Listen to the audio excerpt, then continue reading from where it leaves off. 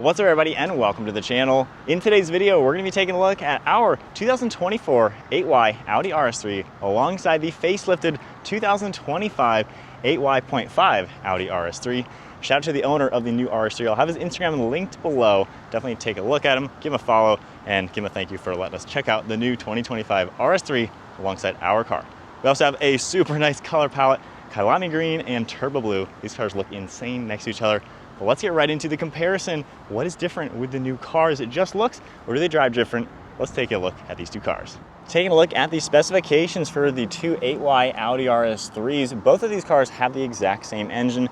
They're going to feature the 2.5 liter inline 5-cylinder turbocharged engine. For this 2024, you're going to see 401 horsepower with 369 pound-feet of torque. They've slightly detuned the 2025. This has 394 horsepower with the same 369 pound-feet of torque. Both cars weigh in a little over 3,600 pounds, and 0 to 60 times have been tested on both cars in about 3.3 seconds, 0 to 100 close to 8.4, top speed around 155 miles per hour. And then while they both have the 14.5 gallon fuel tank, for 2024, this is going to get 19 miles per gallon in the city with 29 out on the highway.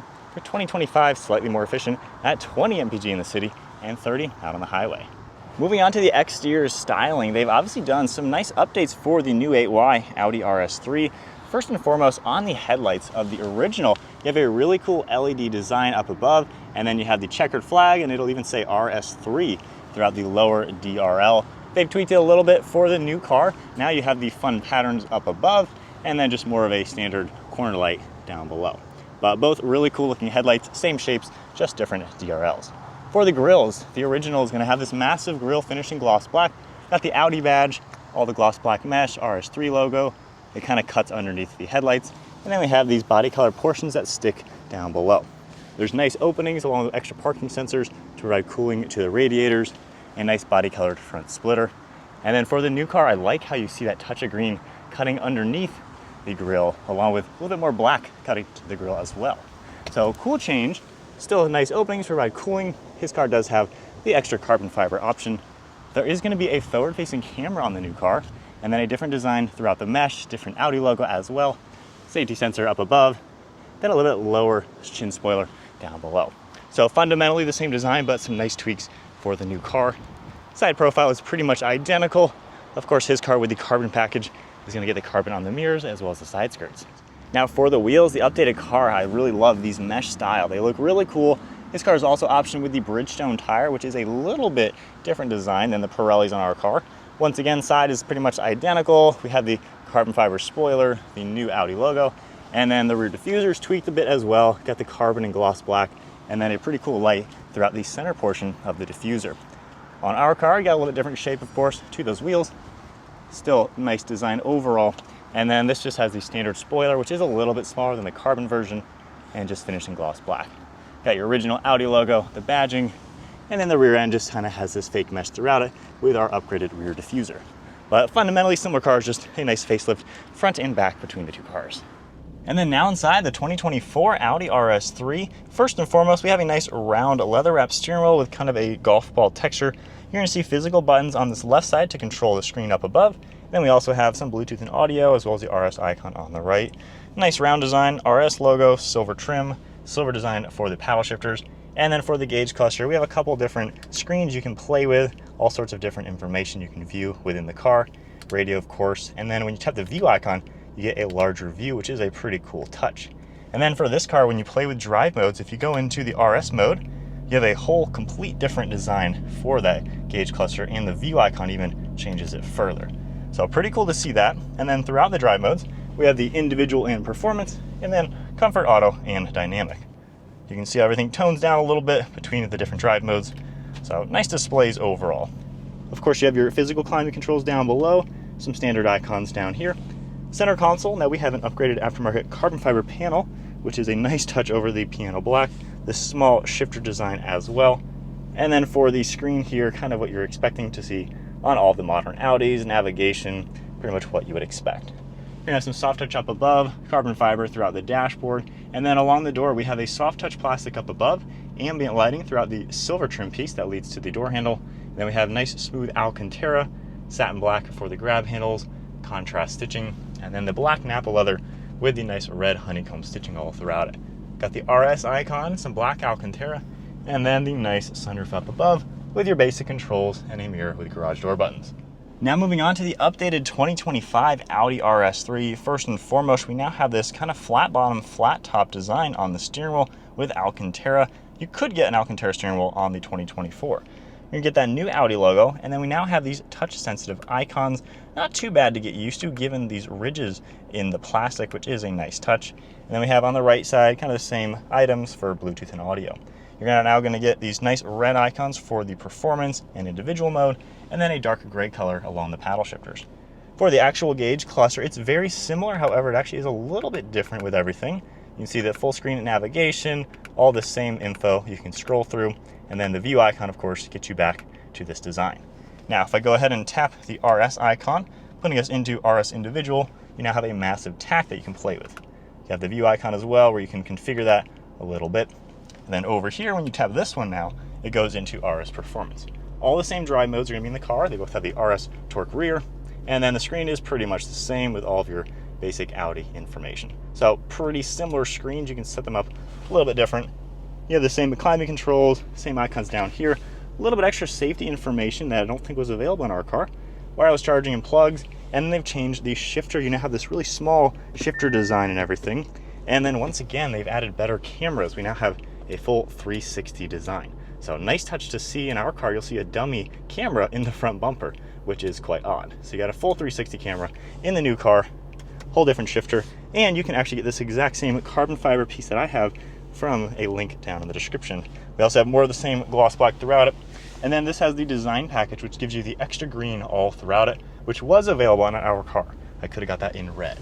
Now for the door panel, same door panel, just we have the dark gray trim rather than silver, ambient lit, and even ambient light backing for the Alcantara insert with the same padding as well.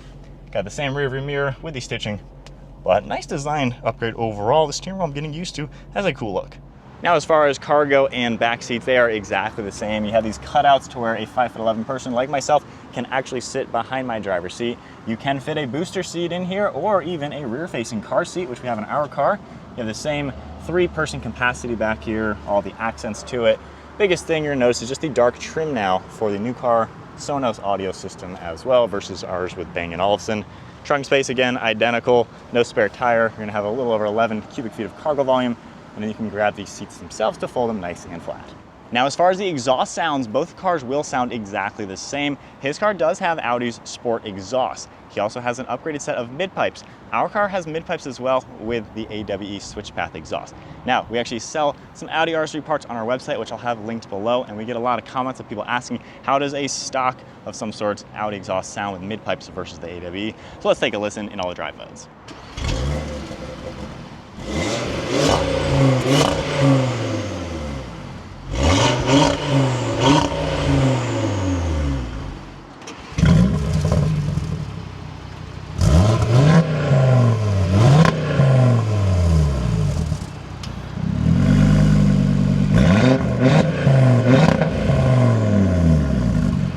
So let's get my bearings with the original 8Y Audi RS3, just driving it in comfort mode. Obviously we got 5,000 miles on this car, so I'm pretty familiar with it in the stock form and with the way it sits now with the suspension and the couple mods. It's comfortable, it's nice and roomy, really can't complain at all for just the normal driving of this car. With that said, performance mode.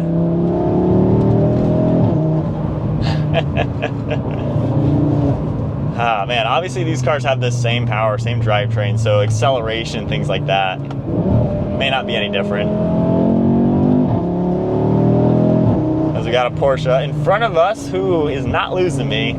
So obviously the RS3 is definitely a fast car, and I mean this thing is a lot of fun to drive. The steering does get a lot better when you're in RS performance mode.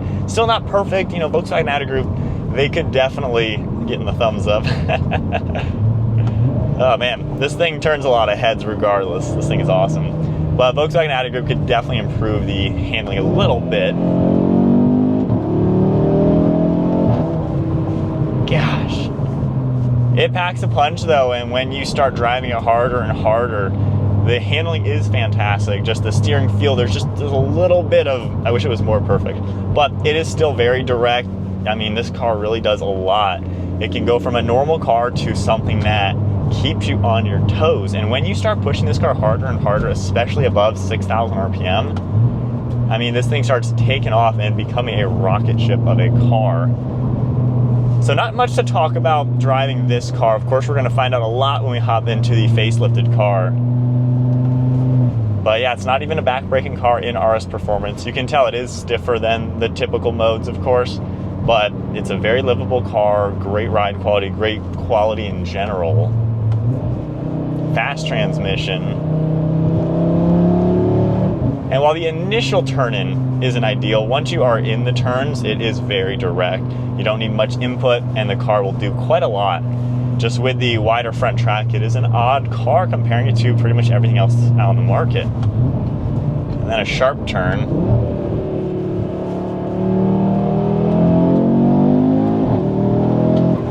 Gosh.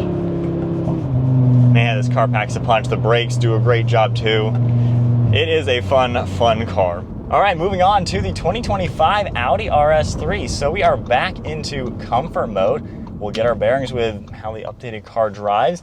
It's worth mentioning we have the lowering springs on our car. This one does have the factory springs. Both cars have the wheel spacers and mid pipes, but of course the stock performance exhaust versus our AW exhaust and intake. So a couple differences, but nonetheless, in comfort mode, it drives exactly the way I would expect it to drive. It is comfortable and smooth, not all too much wind noise or road noise. It's pretty much the exact same as our car. I will say it is maybe a tad softer, so maybe they've tweaked the suspension a little bit, or I am just used to our springs. So ride quality is what you would expect. It feels literally identical. Using the little shifter, I don't mind. They both are small and out of the way, which I actually like. Looks fine, looks cool. I do like the steering wheel a lot. The Alcantara feels great, which we could have got in our car, but I love the shape a lot better. The round one in ours just feels a little big. So I like the new steering wheel. As far as drive modes go, we're just going into RS Performance just like we were in my car.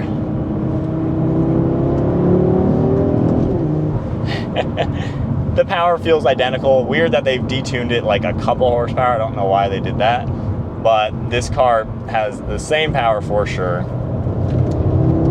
Gosh, it just takes turns so well. I want to say the steering is a little bit better in this new car. Again, that's kind of why one complaint with ours, just there's a little weirdness to it. You still get that in this car. Now, if you're unfamiliar with the RS3, the front wheels are wider than the rear wheels. The front track width is wider than the rear. It's a very front-wheel drive bias, kind of all-wheel drive car. So it's a little odd. You know, an M3 competition is a rear-wheel drive car with front-wheel drive as well. Most all-wheel drive sports cars are that same way. So this is kind of flip-flopped, which does give you a little bit of that steering input when you're going around a turn, accelerating especially. But overall, when you're taking the turns in this car, it's still nice and planted, just like ours. I just think they have dialed in the steering just a little bit better. Brakes are the same, so the braking power feels pretty much the same from one car to the next. I think a lot of the changes are basically just the aesthetics. You know, it's got the cooler looking front bumper in the rear. I think it is a nice little change between the two cars. And then the interior a little bit more modern without being what we don't like. I don't like touchscreen climate controls, and this still gives you the same ones, basically the same center screen. And then the gauge cluster basically is the same, just a couple extra things you can play with throughout it. So biggest thing on the interior, for me at least driving, is the steering wheel shape. It looks different, which does give you a little bit more sports car design. Now, once again, playing with the acceleration, it all feels the same. Transmission tuning maybe is slightly changed. I was thinking in the slow speed, it feels a little more refined than our car. Our car, again, a little odd feeling for a dual clutch. It's a slightly unrefined transmission. This does seem just a little bit nicer for slow speeds. So some minor tweaks to make this a bit more drivable around town. Both cars are going to have kind of that same little bit of turbo lag in the low RPM due to just how this engine is set up. You need to rip on this engine, honestly, to get the power out of it. But coming into another fast turn, of course. Steering, yeah, a little bit sharper. Boy, oh boy, these things pack a nice punch coming out of a turn. And once again, one touch of a button, we're back into comfort mode. And keep in mind, I compared our car to the 8V RS3, and my conclusion with that video, I'll have that video also linked down below. The new car obviously looks inside and out completely different. The 8Y to the 8V is more refined and more sporty at the same time. So they've taken what the RS3 was and made it better on both ends. This is kind of that same upgrade, just not as much, given a facelifted car versus a new generation. So the steering feels just a little bit sharper. The transmission feels a little bit more refined. And then the ride quality, again, hard to tell with our springs on our car. The ride quality does feel a little bit more plush. So each end of the spectrum is able to go out just a little bit more, and then the aesthetics have been a nice update. All right, so after driving in the 2024 versus 2025 Audi RS3, ending thoughts. They've done a nice facelift. I do think the new styling is really nice. There's a little bit of controversy when the 8Y came out with the grille being too big, just all grille up front. I like the tweaks with the new one. It just looks razor sharp. I still like the old one. I mean, no complaints, quite honestly, but they've done a good job just kind of updating the front style. Both headlights look super cool as well. In the rear, once again, a nice update to that rear bumper to get rid of some of that fake mesh and give you a little bit more style down below. I like the updated steering wheel quite a lot more than I expected. On camera, it looks a little funky, but I like that square shape quite a lot. I like the old school basic buttons better than the touch stuff, but I actually don't mind the touch buttons in the new car with those plastic grooves. It makes it a lot easier. Screens and everything, kind of no opinion on that. They both look good, I would say. And then the new car does have a couple bits of the plastic that are a nicer material versus just basic plastic. So once again, they've done a nice update just to make the car a little bit nicer. Driving, it's like 95% the same car. I wouldn't say you're gonna hop in from one to the next and think it's a light years ahead type of car. However, like I mentioned, the new 2025, it's a little bit more plush in some ways, and then the steering's just a little bit better as well, and the transmission feels a little bit smoother. So they've done some minor nice tweaks just to update the car a little bit. If you own the original 8Y, I wouldn't rush out and sell it to get the new one, but if you're in the market for an RS3 and you're wanting brand new, you are gonna like this car quite a lot. We have loved our car for almost 2 years, and it's not going anywhere anytime soon. But there you guys go, checking out the 2025 RS3 alongside our 2024. If you enjoyed the video, be sure to give it a big thumbs up, smash that subscribe button, stay tuned for plenty more content, and then give the owner a follow on Instagram. We'll have that link down below. Give him a follow for letting us check out his car, and check out our website if you want some parts. After hearing our AW exhaust, I think he's gonna be doing that next on his car. But anyways, that is it, guys. I will see you all in the next video.